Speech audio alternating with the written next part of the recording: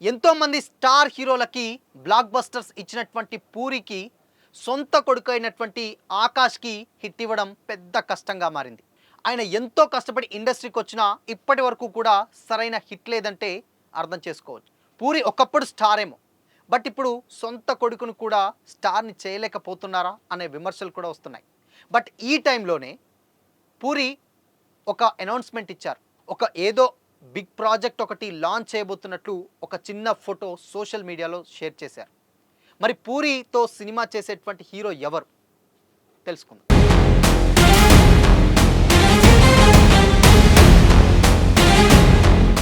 Hi hello, welcome to Disha TV. Puri puri గారి గురించి ప్రత్యేకంగా చెప్పనక్కర్లేదు. ఇండస్ట్రీలో ఆయన క్రియేట్ చేసినటువంటి రికార్డ్స్ అలాంటివి.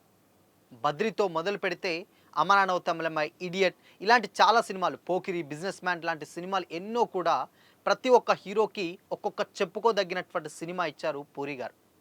అయితే పూరి గారు ఒకప్పుడు స్టార్ ఏమో, బట్ ఇప్పుడు ఆయన కొడుకు ఆకాష్ ఇప్పుడు హీరోగా ఇంట్రడ్యూస్ అయ్యారు.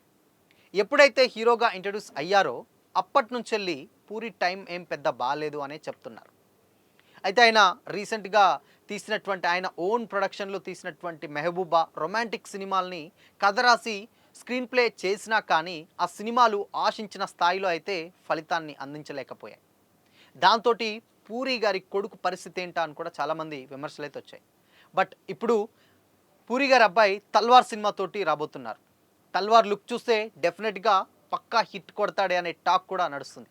అయితే ఈ టైంలోనే ఆకాష్ ఒక టీవీ షోకి హాజరయ్యి దాంట్లో మా నాన్న మాకు ఎంతో చేశారు, బట్ ఆయన ఎంతో మందికి ఆయన చేసినటువంటి సినిమాలు ఎంతో పెద్ద సక్సెస్ అయ్యాయి, బట్ ఇప్పుడు ఆ టైం బాగాలేదు.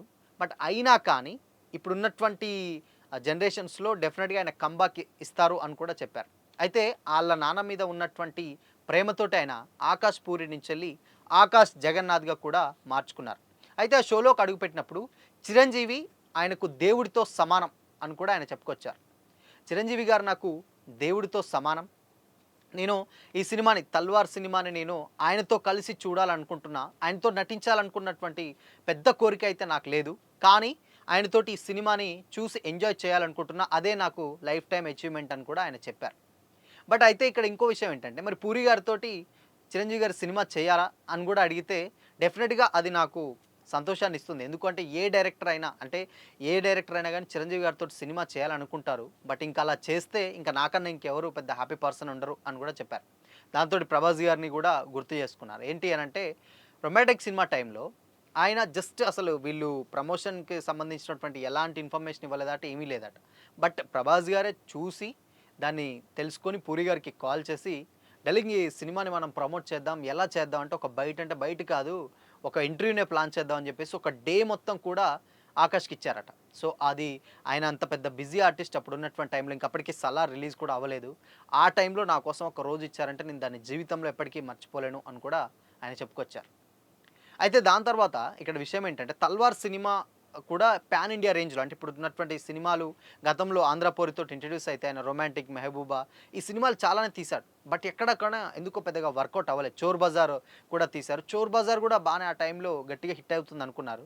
బట్ చోర్ బజార్ కూడా ఆలేదు. దాదాపు ఒక 3 ఇయర్స్ తర్వాత గట్టి కంబ్యాక్ అయితే ఇస్తున్నారు. అంటే పాన్ ఇండియా రేంజ్లో ఆల్మోస్ట్ అన్ని లాంగ్వేజ్ కలుపుకొని ఒక మంచి యూనిక్ సబ్జెక్ట్ తీసుకొని తల్వార్ తోటి మన ముందుకైతే రాబోతున్నారు ఆకాష్ పూరి. అండ్ ఇప్పుడు ఆకాష్ జగన్నాథ్ కూడా, అది వేరే విషయం.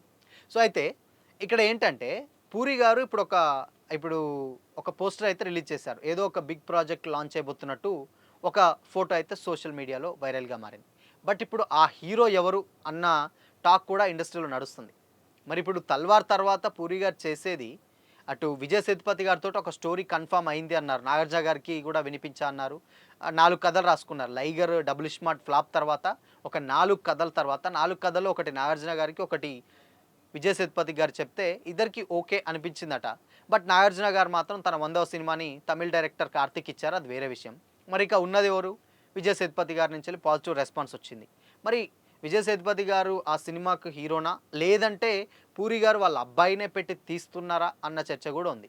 సో మరి ఆ ప్రాజెక్ట్ ఎవరితోటూ ఏంటో అనేది అయితే ఇంకొద్ది రోజులైతే వెయిట్ చేయాల్సిందే. బట్ ఎనీవే, పూరి గారు తీసినటువంటి సినిమాలు నెక్స్ట్ లెవెల్ ఉంటే అది వేరే విషయం.